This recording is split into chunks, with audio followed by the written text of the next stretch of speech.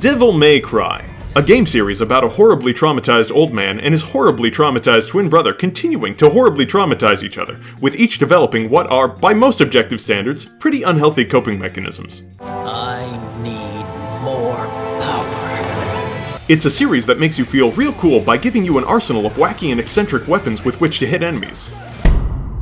So we're getting rid of all of that, purely in the interest of answering the question, can you beat DMC5 using only guns? Here are the rules of DMC5 Average American Edition. Number 1, no melee weapons, obviously. I won't even equip them, meaning there's a 0% chance of using them accidentally. Number 2, I can only deal damage to enemies via guns or stage hazards, such as exploding barrels. That means Royal Release, Royal Revenge, and any Sin Devil Trigger attacks are completely disallowed. Guns only means guns only. 3, it probably goes without saying, but no gameplay altering mods are allowed. It would be against the spirit of the run if I artificially changed my moveset. 4. Every stage will be completed as Dante. I assume you don't want to watch me run around charging Nero's gun or Griffin's lasers every fight, so I figured Dante would be the most engaging choice. 5. No cheese. For those unaware, Dr. Faust's Orb Gatling and Red Hot Night attacks can be used to deal massive amounts of damage to enemies with relative impunity, so much so that I believe it would go against the spirit of the run to use them. And finally, number 6. All of this is to be done on Dante Must Die mode. So that's it! Every mission in the game from Prologue to Mission 20, all done without a single melee weapon. Is it possible? Did I condemn myself to a horrible fate? Let's jump in and find out.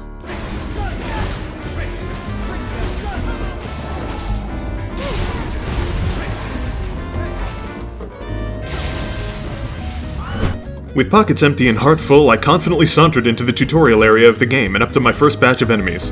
Honestly, things felt really odd as I tried to come to grips with not being able to swing a sword, mostly because I was missing a grounded launcher to start sequences. The only purely vertical launchers I have are Kalina Ann's blaster and the Rose Toss of Airton, so I assumed early on that these would be staples of the run, an assumption that only turned out to be partially correct.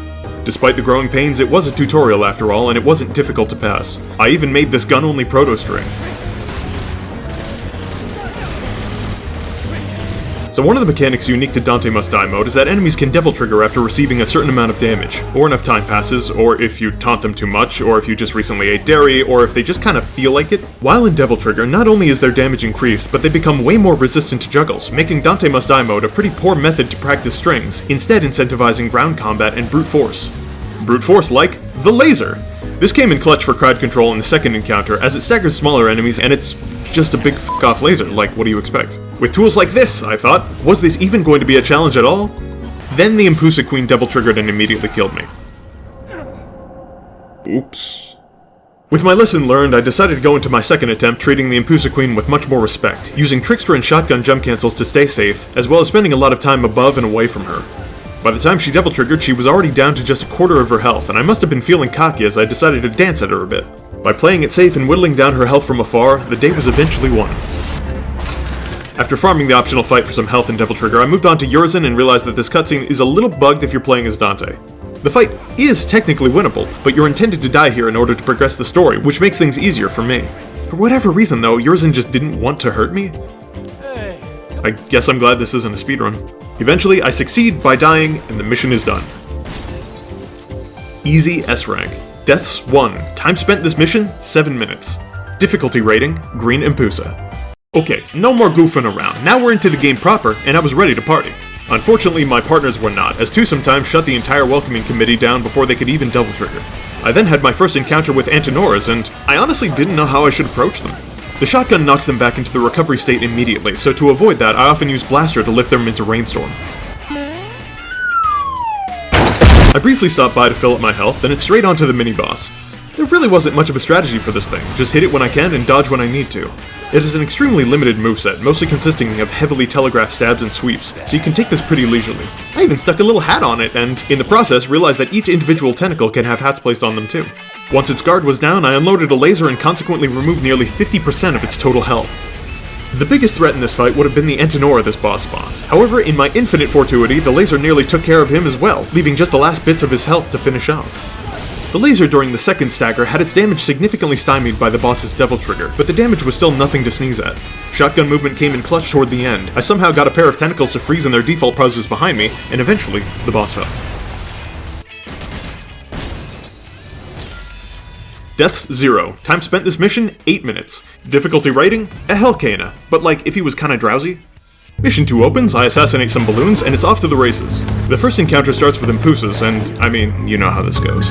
Then we get a new enemy, the Death Scissors, and in the midst of things I didn't realize I stepped perfectly off this road sign, causing it to flop about. My plan for the big guy was to repeatedly use shotgun jump cancels to maximize DPS, however he moves back after every shell, pushing him slowly outside of JC range. As a solution, I started alternating Skystars and air tricks after every JC, and it seemed to work out pretty well. The next fight is the first introduction of the Hellcanas, which in any other run would have been a breath of fresh air. However, my limited artillery meant the fight mostly took place on the ground. As before, Shot Stars came in clutch against Death Scissors to deal heavy damage. The Shot Stars, that's what I'm calling them, is Shot Stars. When you JC your gunshot and use Skystar to follow the enemy, that's Shot Stars. That's what they're called now. Everyone has to call them that because that's what I'm making their official name right in the books. I ignored every optional fight inside the hotel like a coward and went straight for the next area. Ew, gross, sticky, gooey. Being inside of an enclosed space wasn't much of a factor for this fight, since aerial combat was already so inaccessible, so it mostly went as you would imagine. I took the thingy and stuck it in the other thingy, and off I went. For whatever reason, I decided to bust out the laser and absolutely nuke the first wave of this next fight before they could barely spawn. Unfortunately, the stragglers of the last wave refused to be juggled once they devil triggered, severely simplifying the encounter. Also, I took damage twice and lost more than half of my health from it. This is the first time during this run that enemies have really had the time to devil trigger en masse, at least to an extent that it actually made any difference, and for the first time I felt the danger of Dante Must Die mode. After a short skirmish with the locals, I grabbed the Gooble, which bugs out the cutscene because it expects Nero to be the one taking it, and accidentally fall into the pit of Antinors. The strategy as before was using Blaster to juggle the Antinors straight upwards, but once they DT'd, even this wasn't enough to consistently keep them in the air. I took loads of damage, but Dante's passive healing and Devil Trigger was a savior during this encounter, as a full DT gauge would heal around 30% of my health. Combined with the green orbs dropped by the enemies, I ended up leaving with nearly the same amount of health I entered with. I crawl out of the hole, go through the flaps, and head straight for the first real boss of the run, Goliath. Critical step, before I do anything, I put a little hat on him. Yeah. So while Goliath seems like he moves slowly, he attacks deceptively frequently, at least with respect to the speed of many of Dante's attacks. It's not just the laser that's dangerous here. Hysterics and multi-rockets are both inadvisable because of how slow they are. The strategy for Phase 1 was largely to stay above him where I could pepper him with consistent damage, while using Trickster's generous invincibility to dodge through his attacks. Once Phase 2 starts, he begins a long attack with the Church Pillar, so I take that time to use a multi-rocket while he winds up. This is also when I notice how little damage he'd taken so far. Other than that, the strategy here was just to stay as mobile as possible while trying not to let this happen. Right as I'm about to laser him, he pulls a phase change. He tries to give me the big suck, but I simply leave out the side door. As he finishes his phase change, I set up a laser to blast him right in his face once he lands, netting me a clutch stagger. But wait, look how much damage he took, or rather didn't take. It's only mission 2 and I'm already seeing harsh drop-off from what I assumed was my most powerful attack. This was worrisome. I tried to set up another laser while he exploded, but opportunities for that were slim. Generally speaking, Phase 3 was similar to Phases 1 and 2, since his moveset didn't change drastically. Shot Stars continued to be helpful, and at one point I just fall directly through his body? What? But this phase opened up more opportunities for multi-rockets, since his combos tended to last longer than they did before. Well, at least when he didn't decide to randomly charge me in the middle of them. Every now and again I'd get another opportunity for a laser, but honestly this fight was just a matter of plucking away tiny shavings of his health while doing my best to conserve my own. Once he devil triggered though, this fight, which was already moving at a glacial pace, became way longer. Despite this, eventually, he fell. Deaths 0. Time spent during this mission, 23 minutes. Time spent on boss, 9 minutes. Difficulty rating. 4 Antinors playing Monopoly, but with like free parking, house rules, so the game goes on way longer than it's supposed to, you know what I mean? You know what I mean.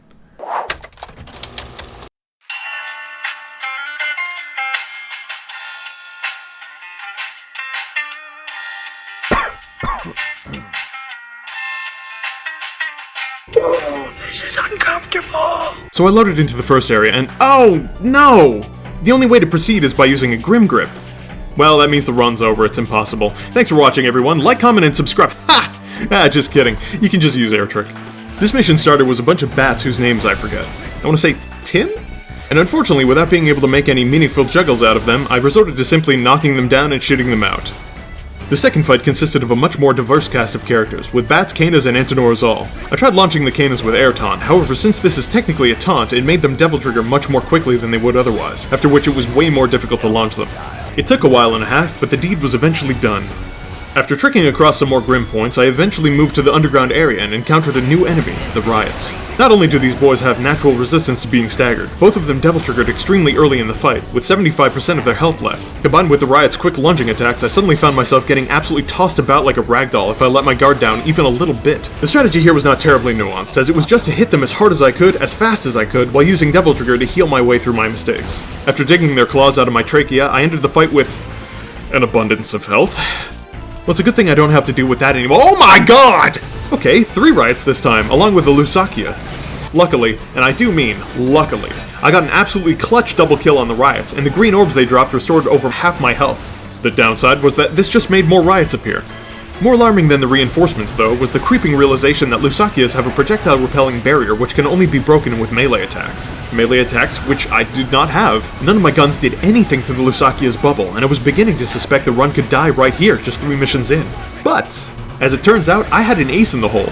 Hat Trick apparently bypasses the Lusakia's shield, possibly because the source of damage comes from inside the bubble. The attack caused the Lusakia to immediately teleport away, meaning follow-up damage was all but impossible, but I at least had a solution. The myriad of electric balls spawned by the Lusakia, along with getting absolutely wombo comboed by the Riots, made this fight the first genuinely harsh difficulty spike of the run. The Lusakia's screen nuke, as imposing as it looks, can actually be safely dodged with trickster dashes. Many, and I do mean many, hat tricks later, and the Lusakia is finally gone, with not a single death. One consequence of Dante Must Die, which I didn't mention, is that health refills that normally appear in stages on lower difficulties just aren't there anymore, meaning I had to rely on Devil Trigger and green orb drops from enemies as my only source of healing for the whole run. It hasn't happened yet, but eventually managing the health economy will become a key factor in the difficulty of this challenge. Anyway, the next room was a library filled with death scissors, so you already know how that went. I adore the aesthetic of the room, don't get me wrong, but I can't pretend like putting flying enemies in a room with such a low ceiling was a genius move. And with that done, it's off to the boss. The shotgun was particularly effective for both close-range DPS as well as knocking her projectiles out of the sky, but the overall strategy was largely just to stay near her head and away from her lasers. As with Goliath, whenever I got the knockdown, I'd punish with a laser of my own. Damage was both steady and decent until something game-changing happened.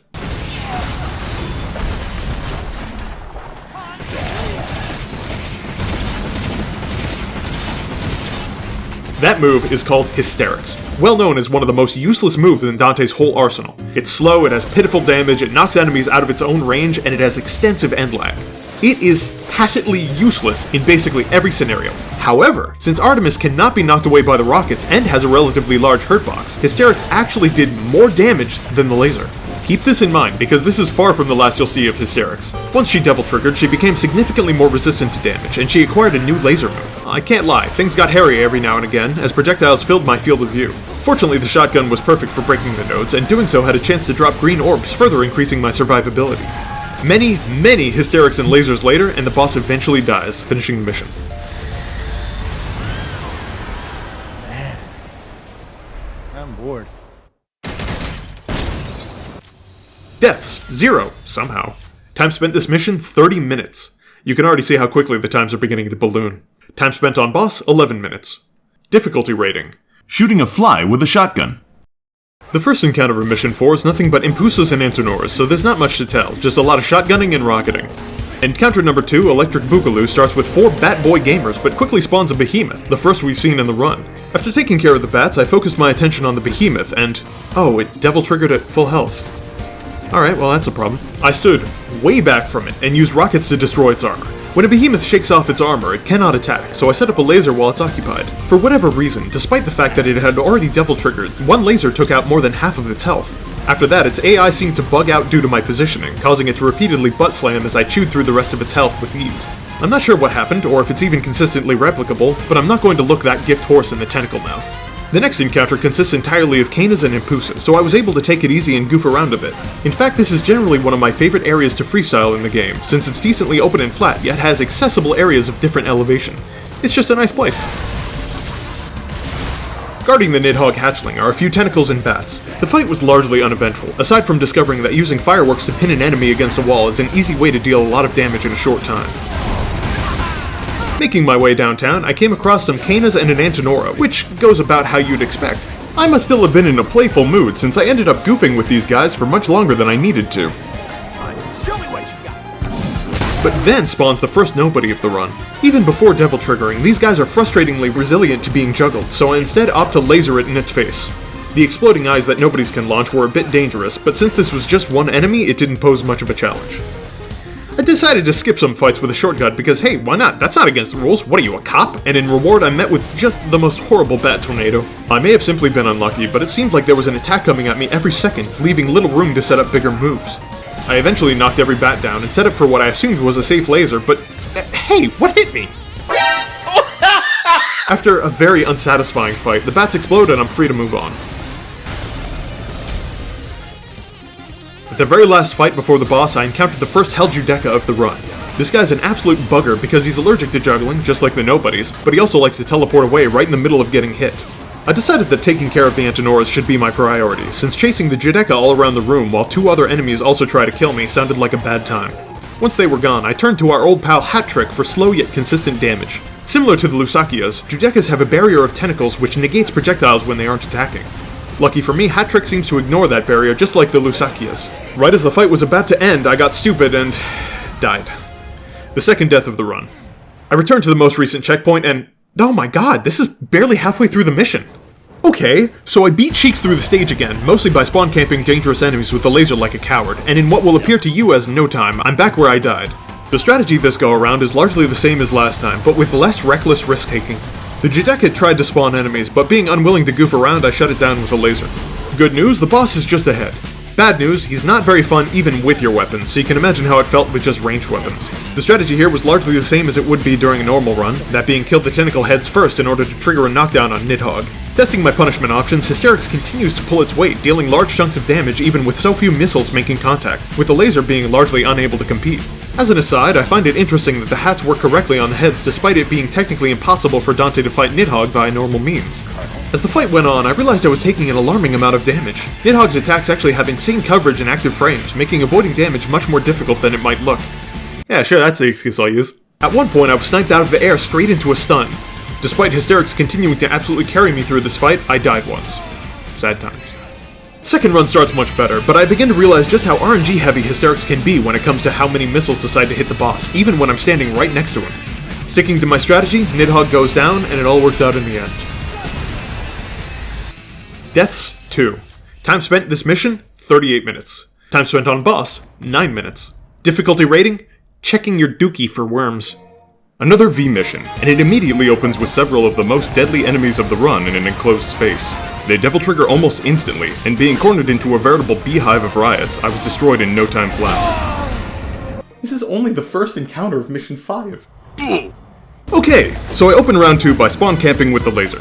You'd think this would be my modus operandi by this point, but while it is very effective, it's not a tactic I wanted to employ frivolously, since I felt overusing it would detract from the spirit of the run. Even with this favorable handicap, however, things were still far from simple. It was a grueling and lengthy fight, but DT healing and shotgun shells carried me through the group and I was able to move on. The next encounter was primarily Kanas and Antinoras, which is nothing terribly out of place. I juggled a Judecca with Blaster a little, and things passed without much ado. The Queen Impusa which came after was significantly more dangerous, especially since it begins in its blood frenzy state. Getting rid of the green Impusas which spawned alongside it was a priority, since they'd heal the queen if not dealt with, but after that it was really just 3 solid minutes of shooting it in the face until it died. Heading underground, I open the next fight with a laser— what? Okay, well in the end it works out mostly alright, and the explosive barrel comes in clutch to deal heavy damage. Once the first wave is clear, multiple nobodies come into the picture, which I make an effort to dispatch as quickly as possible without care for style. Then I went and killed a horse. I mean, I'd be glad to discuss strategy here, but there really was none. Having such a limited moveset, combined with the anxious mobility of the boss, meant that multi-rockets were really the only viable response for 90% of this fight. Whenever he stopped for his AoE lightning attack, the laser would work well to punish him. Otherwise, multi-rockets were ideal. In the end, I killed him by putting a hat on his horse. Deaths, 1. Time spent during this mission, 18 minutes.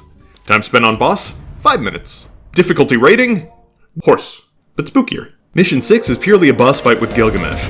As Dante, you can air trick up the broken leg notes to teleport to the top of the beast, but sometimes he'd just kneel down for me to jump on instead. As he stood up, I set up my laser and— oh no.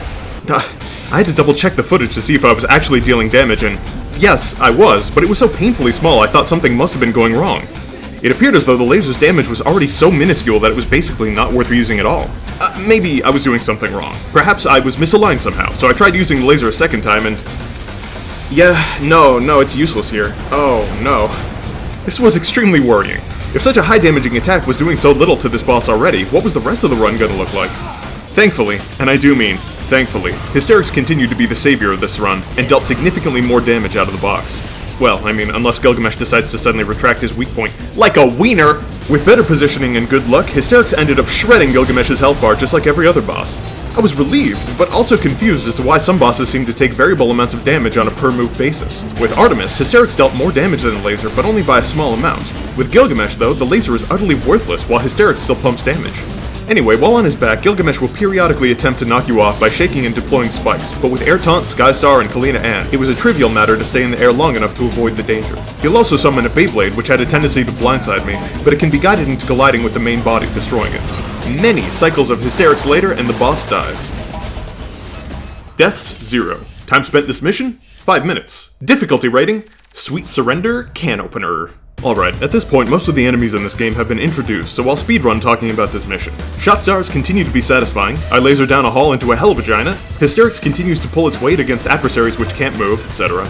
I began to feel as though I was getting the hang of fighting Riot since I took out a room of 3 without taking damage, but that aside there was nothing new or particularly noteworthy to talk about, until... these guys. I can't sugarcoat it, this was a painful and dangerous fight. Nero appears during this mission controlled by an AI, and the fact that he drew aggro allowed me to set up a number of free lasers. Unfortunately, he disappears almost immediately, leaving me to deal with the rest of the pile alone.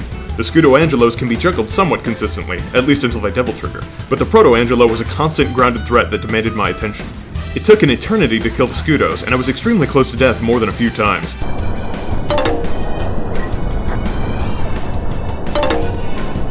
But eventually it was just me and the Proto. His attacks are much too frequent to set up large moves like the laser or multi-rocket, so I had to get by using low commitment, low damage attacks. Proto-Angelos are absolutely painful to fight, not just because of their damage, but because of how tanky they are. Not only is their health pool among the largest for normal enemies in the game, they also receive a permanent defense buff when their health becomes low. This, stacked with the passive damage negation of Devil Trigger, meant that this fight with a single Proto-Angelo ended up dragging on longer than many boss fights. By abusing Ground Mustang's invincibility and keeping my distance while picking off fractions of his health, the Proto finally fell, after a very long time, and the mission was done. Deaths 0, time spent this mission, 27 minutes. Difficulty rating, chewing a brick wall, but the brick wall has a sword and also hates you. Hey! Come on, babe! Give it to me, babe! Alright, it had to happen eventually. I'd been dreading this from the very start of the run, but the time has finally come. This is the mission in which we first encounter Furies. It's only one for now, but it's not going to stay that way for long. Despite the fact that I can't parry their attacks without melee weapons, a handicap which you might think would make this fight excruciating, it turns out that you can easily tip them over with a little hat trick. No joke. Relying on hat trick's slow yet amusing damage, the fight ended before the Fury could even touch me once. I guess I'll never have to be afraid of Furies in this run. Like... right? Anyway.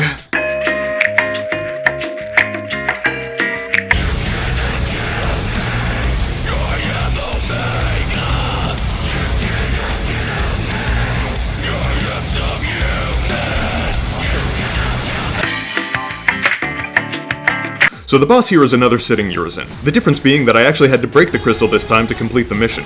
It really wasn't too difficult, since Tea-Time Urizen's attacks are slow and heavily telegraphed, but just like every other fight in this run, it took a while. Urizen becomes much more threatening in the following phase, but luckily this is another one of those fights that the game doesn't expect you to win. Before I throw in the towel like a coward though, I take the time to put a little hat on him, just so he doesn't get gold. What a cutie pie. So anyway, I died, therefore I win. I am so good at video games. Deaths 0. Time spent this mission, 28 minutes. Time spent on boss, 4 minutes. Difficulty rating... Here is the full summary of Mission 9. Lock-on sucks sometimes, used ledge to cheese the Proto-Angelos, there's literally nobody for the final fight, and then the end happens. No boss, just dudes, no problem. Deaths 0. Time spent this mission, 27 minutes. Difficulty rating, dudes. Mission 10 introduced the final new enemy of the run, the Chaos. They're similar in form and function to the Riots, except they spin and are assholes. Breaking the spines is generally an effective method of disabling the more dangerous attacks. However, without melee weapons, it wasn't a viable option. Luckily, they don't share their brother's resistance to juggling, at least until they Devil Trigger, making them much more fun to fight. The mission also throws another pair of Furies at you, one on its own and one in a group of bats, but both were handled with liberal usage of hat trick and lasers. There's also a particularly resilient group of Scudo-Angelos alongside a Proto and a Baphomet. They took a very long time to kill, but the strategy was essentially the same as the end of Mission 7. Squatty Potty Urizen is here again, but just like last time, the game doesn't actually care if I beat him or not, so I peace out and that's that. Deaths, 0. Time spent in this mission, 28 minutes. Difficulty rating, Chaos the Hedgehog. Alright, by this point we've seen every enemy in the game, and the strategies for dealing with them have largely been established, so I won't go into details on every encounter unless those strategies evolve or if something notable happens. I discovered that you can put the Judekas in a loop by pinning them with a laser from afar, perhaps because they register it as melee damage and try to counter it with a slash. But aside from dying to this proto-nobody pair towards the end, things were generally easygoings. The boss of the mission, Cavaliere? It's a me, Cavaliere! Alright, yeah, I shouldn't do that. We cut that out. Don't use. Was a bit more of a challenge than she would have been otherwise without the ability to parry her attacks. Staying mobile was an absolute necessity for most of the fight, since she doesn't leave room enough between her attacks for a multi-rocket or a laser. Not only that, but I had to stick close by, otherwise her AI would choose long-range attacks, like Dem Balls or the Pillar Lightning. There is, however, prime opportunity for a solid laser hit when she charges her AoE attack, and this became my largest source of damage for the fight. Not only will it burn chunks of health all at once in complete safety, but it also consistently staggers her, protecting Dante during the move's end lag. If I was able to stagger her during her normal attacks, it would give me time to set up another laser or break her guard, which was extremely useful. For the first time in a while, the laser became the primary tool for a boss fight, and Hysterics made no appearance whatsoever. I got the worst kill cam in the world, and the business was finished. Deaths, 2. Time spent in this mission, 24 minutes. Time spent on boss, 8 minutes. Difficulty rating, bringing a gun to a sword fight. Oh man, Mission 12 was a serious doozy, let me tell you. Being able to skip the Fury at the beginning set a positive precedent, but he wasn't about to take this slight lying down. I got stuck in a pillar during the first fight, and, realizing my guns couldn't seem to break it, started to panic that I may be soft-locked. Luckily, the laser saved me from what might have been certain doom, and I had to be careful not to let that happen again. Without Cavalier, the weapon, not the boss, I wasn't able to ascend high enough for the famous Mission 12 skip, meaning I had to take one of the intended routes to the stage instead. Things eventually converged in a room with 2 Furies at once, evidently still irate that I skipped their first encounter. My previous strategy of whittling their health down with hat tricks quickly proved fruitless as the damage was too low and the risk for punishment was too high to make progress. Shamefully, I even resorted to attempting to manipulate their AI by pointing the camera away from them, but even that kind of cheese wasn't enough to keep me safe. I died more than once, and since there's no checkpoint before the Furies, I had to restart the whole mission every time I died. This one encounter eventually ballooned into quite the roadblock for me, eating up more and more time with every failed attempt. Through agony and necessity, I eventually concocted a winning formula consistent enough to work. I begin by knocking them off their feet with Hat Trick, as before, but then it immediately transitions into a laser. It won't keep them pinned for very long, however it's beneficial to continue the laser even after they recover, since the sustained beam will interrupt and shut down any frontal assault they attempt. It's not perfect, as even with this method they were still an extremely dangerous pair, but it was just enough to get me through the encounter with minimal blood loss and onto the next checkpoint. Then came the boss, Urizen. Luckily I didn't have to deal with his sitting phase for the umpteenth time, but the battle starts with Dante and SDT, meaning I have to run out the gauge before I allow myself to start dealing damage. What really killed about this fight is that I needed to destroy the crystal before being allowed to damage his health directly, which is a process which took forever with just guns. Now, if I was smarter about this, I could have easily used Faust's Man in Red to destroy the crystal in a few seconds flat. This is not something I ever explicitly disallowed in the rule set, so I could have used it, but this option genuinely didn't occur to me until right now as I'm writing the script. After finally breaking the crystal. It then becomes a matter of staying above Urizen until he falls over, at which point I would punish with either a laser or Hysterics. As it turns out, a full laser blast will do slightly more damage than Hysterics in this fight. Because of how quickly Urizen will stand back up, he'll move slightly too far out of range for Hysterics to deal maximum damage, making the laser optimal by a slight margin. Every mistake during this fight was painful, and I died twice, but with enough patience, Urizen went down without much of a struggle. Deaths, 4. Time spent this mission, 42 minutes. Time spent on boss, 18 minutes. Difficulty rating, Virgil minus V equals Urgil. Mission 13 is just a long gauntlet of normal enemies, so there's not really much to talk about, though I did lose my body for a bit at the beginning. I'm still not really sure how that happened, honestly. Scudos, Antinoras, Riots, Nobodies, Chaos, a Behemoth. Everything I faced here had been faced before, but this time in greater numbers. The tankier enemies like Riots and Nobodies, which appeared further down the shaft, gave me some difficulty, but overall this was just a greatest hits of the game's baddies up until this point. I died twice, but eventually the mission was done and it was time to move on. Deaths 2. Time spent in this mission, 22 minutes. Difficulty rating, falling down a well. Mission 14 is a miniature boss rush that V goes through to reclaim his lost demons, with each boss having significantly less health to compensate for V's weakened state. I start fighting Cavalier and then...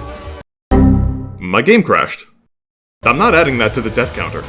Since these were essentially the same bosses as before, the general strategy didn't change much for defeating them, aside from using more Royal Guards to recoup lost Devil Trigger as insurance. Once the boss fights were done, so was this mission, and I moved on.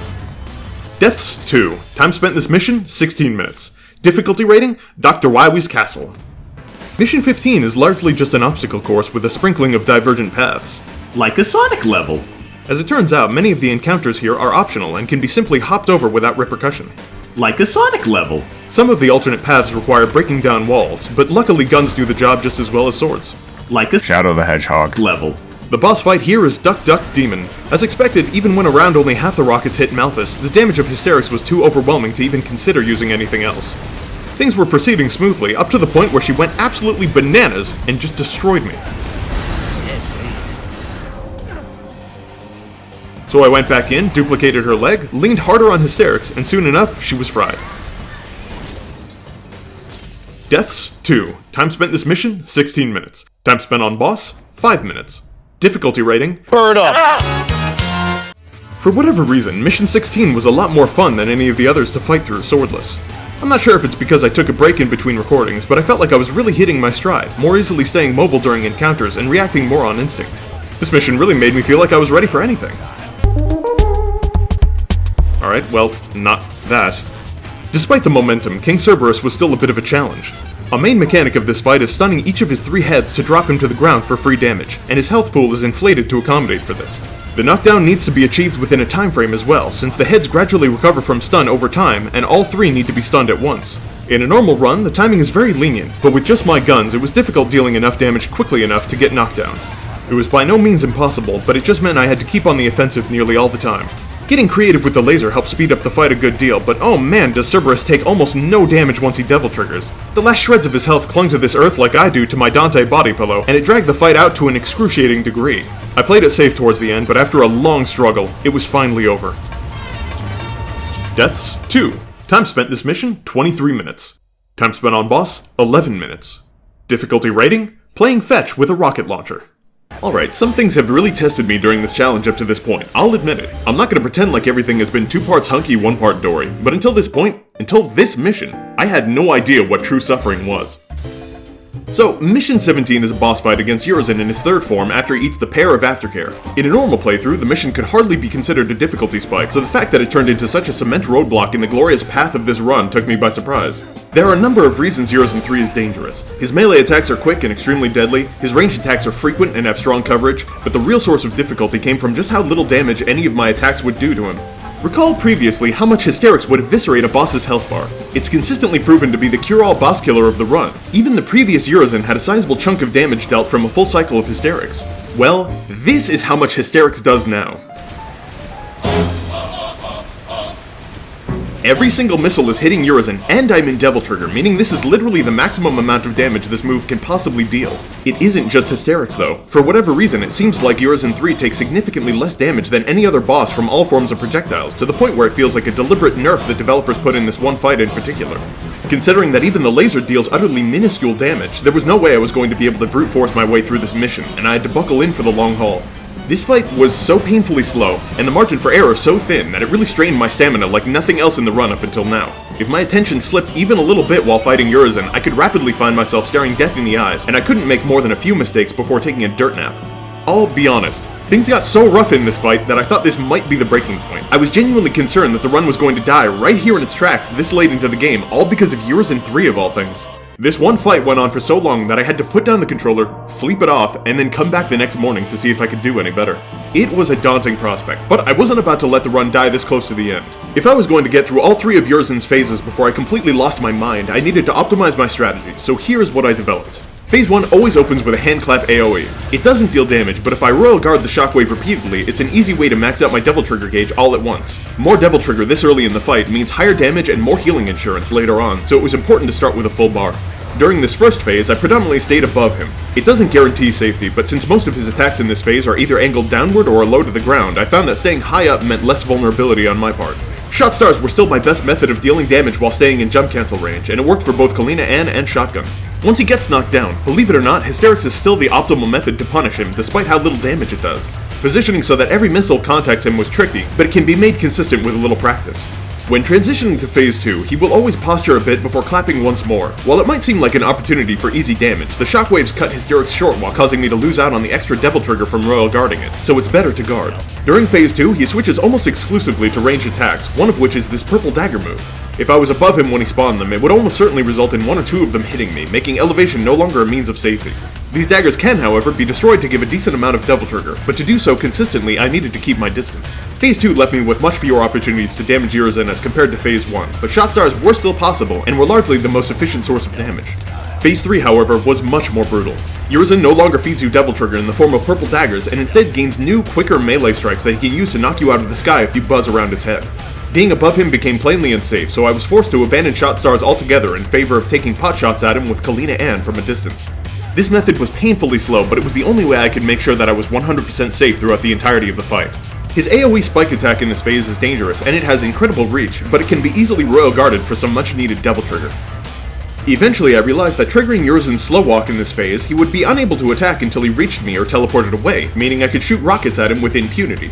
If he did teleport, it left me enough time to use multi-rockets, squeezing in even more much-needed damage. Unfortunately, Phase 3 also happens to be where he activates Devil Trigger. Would you like to see how much damage one rocket does while he's in Devil Trigger? You want to see it again? Phase 3 became this hypnotic war with my own attention span to stay focused and not slip up, as every mistake could have been the end of me. Simply reaching this phase took upwards of 15 minutes, and I ended up dying once right at the end, forcing me to restart, but at least I was making progress. All I could do was learn to execute my plan more consistently, make fewer mistakes, Royal Guard more often, and after patiently plucking away at his health bar, I finally killed him. Deaths 3. Time spent this mission, 59 minutes. Time spent on just the winning run, 26 minutes. Difficulty rating, sitting on a sandpaper conveyor belt with hemorrhoids. This mission was absolutely painful. It was so bad that I assumed I was past the worst part of the run. But I was wrong. I was so wrong. Mission 18. Infamous for being the most difficult mission in DMC5. Was fine, actually. Yeah, really easy. I'm not joking. Mission 18 is a mini-boss gauntlet of Griffin, then Shadow, then Griffin and Shadow, then Griffin, Shadow, and Nightmare all together. Multi-rockets nearly stalemate Griffin in one hit, making the first fight a breeze, and Kalina Ann's standard shots consistently stagger Shadow, which is to say nothing of what the laser does to him. When it came to fighting the three of them at once, it was a bit tricky, but the multi-rockets and shot stars would stalemate Griffin and Shadow almost immediately. Whenever Nightmare stooped down to shoot a laser, Hysterics was perfect for a punishment. Why couldn't Urizen have been this squishy?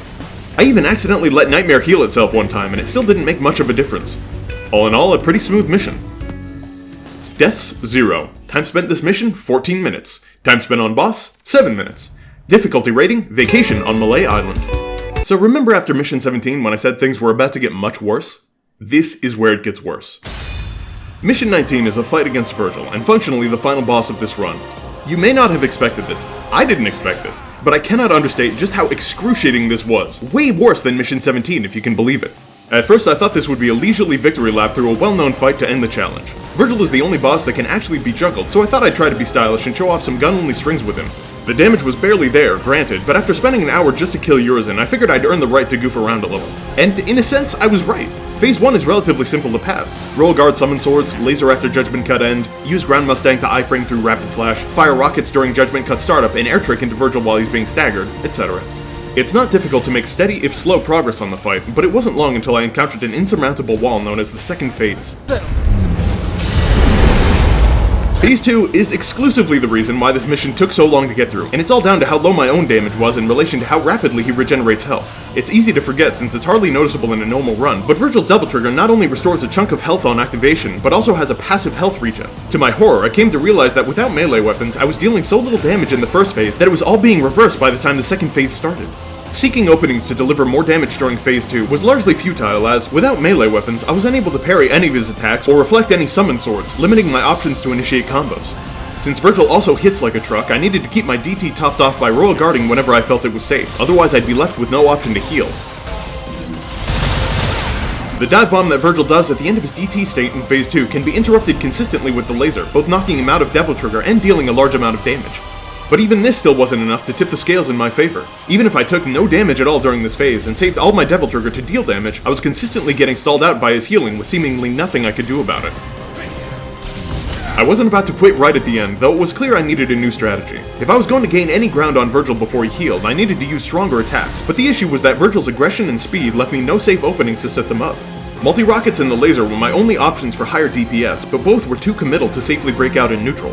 In Phase 1, even if I were to dodge Virgil's attacks as early as possible, I still didn't have enough time to punish with anything heavier than single rockets. If I instead comboed him out of his stagger until he teleports away, it still didn't leave enough time to set up before he attacks. Sometimes I'd seemingly get lucky and my greed would go unpunished, dealing a fair chunk of damage, but reprisal was too frequent and too severe for me to bank on that as a reliable source of damage, and I had no leeway to gamble so often with my health. To my initial excitement, I discovered that Hat Trick can damage Virgil through his guard, making me believe for a moment that this may have been the saving grace I was looking for. But Virgil simply teleports too often, and if he does so during the hat pull, he takes no damage. The probability of Hat Trick simply whiffing was just too high for me to get consistent damage in, and I was still losing ground. But then I realized something that I had never noticed in all my hours of playing DMC5. If I happen to stagger Virgil outside of DT just a bit, but not enough to finish the combo, for some reason it causes him to wait significantly longer until initiating another attack after teleporting away. Long enough, in fact, to set up a laser. It wasn't foolproof. If he was too close to a wall, he'd end up teleporting out of my range, and he could always counter with something that shut me down, but 9 times out of 10 I'd be able to double dip on damage with each punishment. Despite the inherent risk, my desperation left me no choice but to take those odds. The laser will stagger Virgil no matter whether he's attacking or guarding, so even if he begins to attack during the setup, so long as I hit him first, I would be safe. This not only drastically sped up the first phase, but it also let me squeeze in significantly more damage during Phase 2. So the plan went into motion. My ideal rotation became dodge an attack, fire 4 rockets to nearly finish the stagger, since a 5th would end the combo, let Virgil escape on his own, then immediately set up into the laser. Virgil would teleport away somewhere within a 90-degree cone in front of me, but he would also wait just long enough before attacking that I could drag the laser into wherever he ended up. I watched as my literal last resort became my saving grace, as not only did it let me blaze through Phase 1, but also let me keep my ground during Phase 2's healing. Unfortunately, even this wasn't enough. This method made it so that I could only equal his healing with my own damage, not outpace it. Because of the super armor his DT form has, Phase 2 has vastly fewer openings to deal damage than Phase 1, even using the laser, and it became a matter of RNG whether I would be able to maximize damage with my laser rotation. Virgil's aerial cleave combo was a surefire way to optimize reprisal damage because of how much end lag it has, but his rapid slash to judgment cut sequence left hardly any opening to stagger him. He also likes to initiate long judgment cut sequences from a distance, which avoided punishment for the same reason. Despite all this optimization, I was still getting stonewalled, meaning I either needed to find out a consistent way to drain his health during his DT segments, or to develop a more damage-efficient rotation for when he's in human form. Throwing everything at the wall, I eventually found a way to squeeze more damage in while Virgil was in Devil Trigger, though it was risky, by using Royal Guard on his advances, then responding with a shotgun to the face. You see, guarding attacks normally has a short period of time where Dante cannot move or attack. This delay is too long to let me hit Virgil during his combo after guarding, but if I performed a Royal Guard, Dante would be actionable frame 1, allowing for an instant shotgun counter. Editor's note, according to the game's files, it takes exactly 29 frames for Dante to act with anything out of a block. Compare this to the data for a Royal Guard, which shows that there are no restrictions for how soon you can act out of it.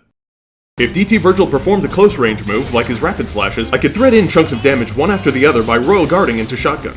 This was still luck dependent, as summon swords and judgment cut patterns gave absolutely zero chances for reprisal in this method, but so long as I didn't miss the timing, this was essentially free damage.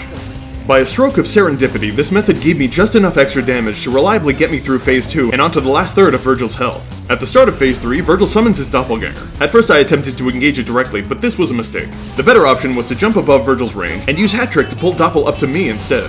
More of an issue than Doppel, though, is the fact that Virgil will now take significantly fewer hits per combo before he recovers. After grinding this fight for 2 full hours, I finally beat him. Oh what, you don't see it? Yeah, well neither do I!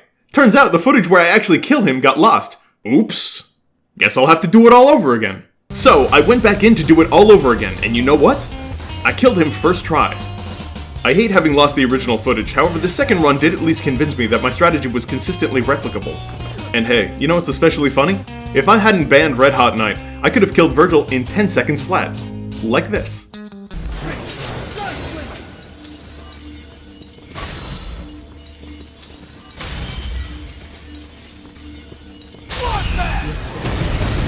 shotgun fiddle.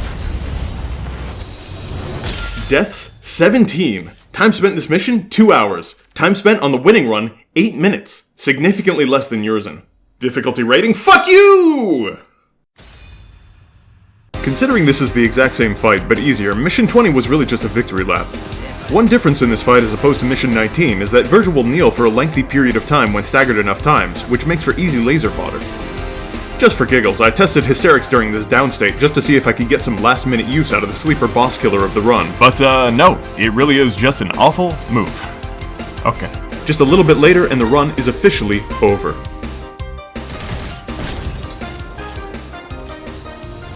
Deaths, 1. Time spent in this mission, 9 minutes. Difficulty rating? I'm finally free.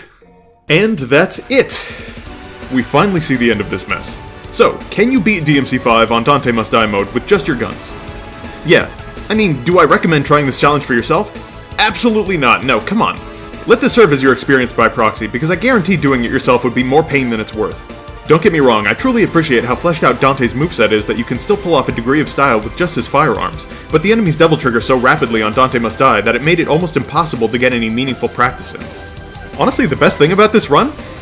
It's this. The way we took one of the worst moves in Dante's whole kit, if not the absolute worst, and turned it into the poster child of this entire playthrough. Seriously, Hysterics carried this run so hard, and it resulted in one of the best redemption stories I've heard this year. Probably. Maybe. I don't know. Hysterics finally found its niche and, in the end, perhaps reclaimed some long-lost dignity. So hey, here's a little treat for everyone who made it to the end of the video. I was becoming more and more bothered by the strange specificity of Hat-Trick's activation timing, so after the run was over, I made a mod to expand the trigger window to 60 frames. It's available to download on Nexus right now. The link is in the description. Like, comment, and subscribe. Follow me on Twitch to watch me do runs. Bye!